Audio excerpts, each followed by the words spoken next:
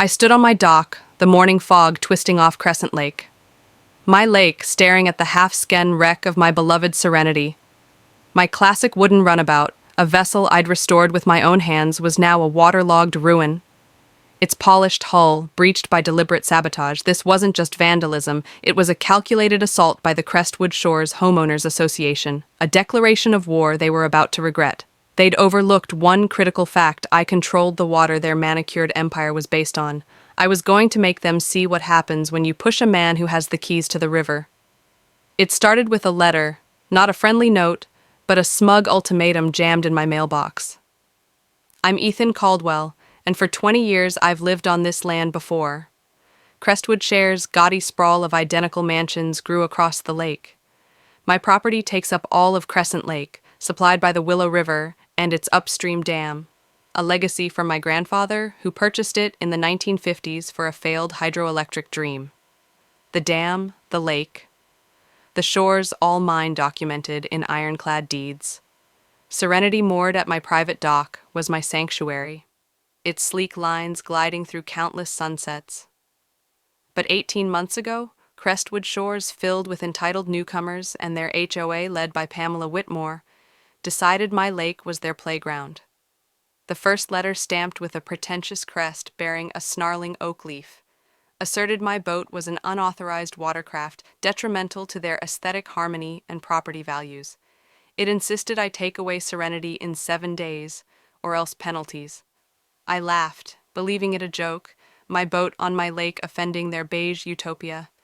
I unearthed my deeds establishing my ownership of the lake, its bed, and each inch of shoreline. I attached the dam's purchase agreement, wrote a polite letter explaining their mistake, and delivered it at their gated entrance, case closed. I believed I was in error 1 week later.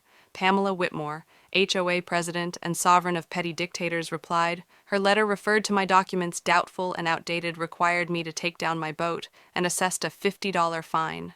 No conversation, no concession, just arrogance. I came to realize this was not about appearance, it was about control. Pamela saw my lake as her aft, and me a peasant to be tamed.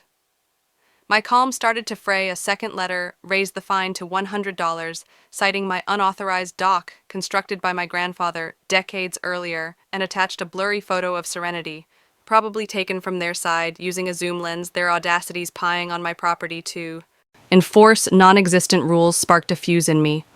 I phoned my lawyer, Claring Gwynn, a razor-sharp property law expert who knew my property inside out. She laughed blackly. Pamela Whitmore, she's infamous. Last month, she discovered a man for 2 colored tulips. Clara recommended recording everything and wrote a cease and desist letter enclosing certified deeds and threatening legal action for harassment. We mailed it. Registered mail. Silence lasted for 2 weeks, and I dared to hope Pamela had retreated. Then she escalated one afternoon as I worked my orchard. Pamela, her husband Roger, and a lackey by the name of Carl stormed down my driveway, clipboard in hand, as if they owned my property. Pamela, all pinched lips and righteous indignation, shouted, "Mr. Caldwell, your boat doesn't meet our standards." I put down my pruner's voice firm. "Mrs. Whitmore, this is my lake, my boat, my dock. Your HOA has no jurisdiction here." My lawyer made that clear. Roger, sweating in a too-tight blazer, bristled. "Your lawyer doesn't intimidate us. This lake's a shared resource," I scoffed. "Shared? Did you pay for maintaining the dam, the tax on this lake bed?" "No, then it's mine." Pamela waved her clipboard. "Our bylaws govern all visible water features. My patient snapped. Your bylaws end at your property line. Leave, or I'll sue for trespassing." Pamela's eyes narrowed. "This isn't over." They retreated, but the fines kept raining down. $15 for shoreline neglect. My wildflower meadow, $200 for dock discoloration. Natural cedar. I installed cameras and sent in each letter. My work replaced by a siege mentality. Then sank Serenity. I found her at dawn, listing severely, water flooding her hull. The mooring lines were cut. The Seacock Pride Opine Act to drown her rage welled up inside me. This was no joke. It was a crime. I called the sheriff.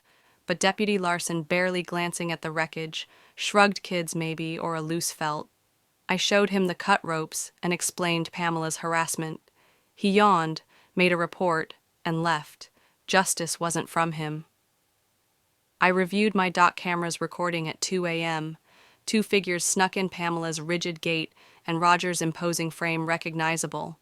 They cut the ropes. Roger meddled with the seacock. I supported the video, my rage becoming determination. They believed they had won. They were going to find out who controlled the water. Clara was fuming. This is felony vandalism. We'll go to the DA, but I had a bolder plan. A fine or probation wouldn't teach Pamela the cost of crossing me. I own the Willow River Dam, a relic of my grandfather's ambition, and with it, the lake's lifeblood.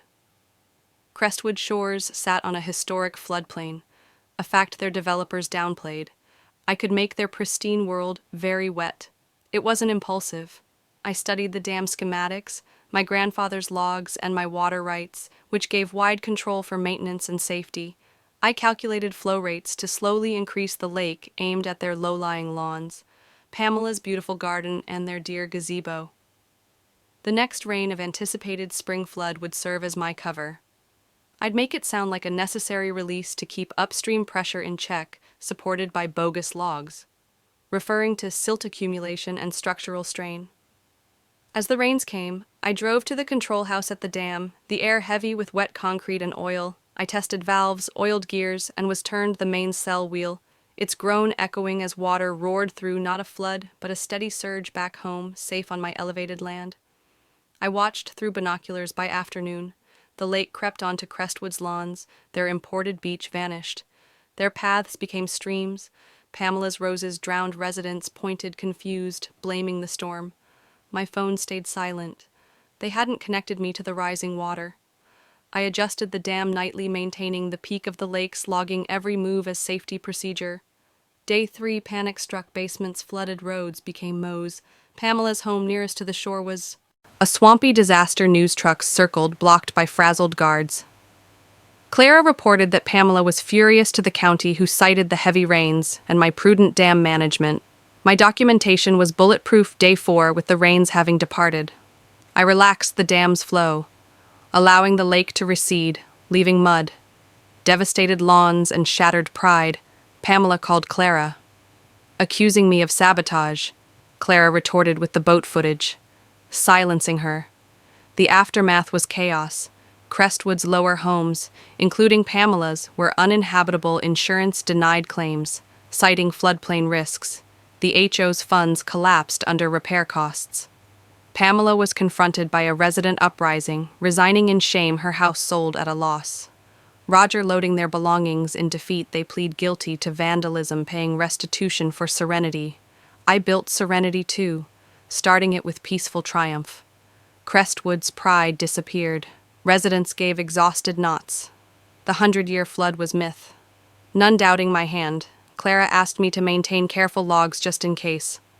As I slide on Serenity 2, the lake glistening, I look at Crestwood battered shore.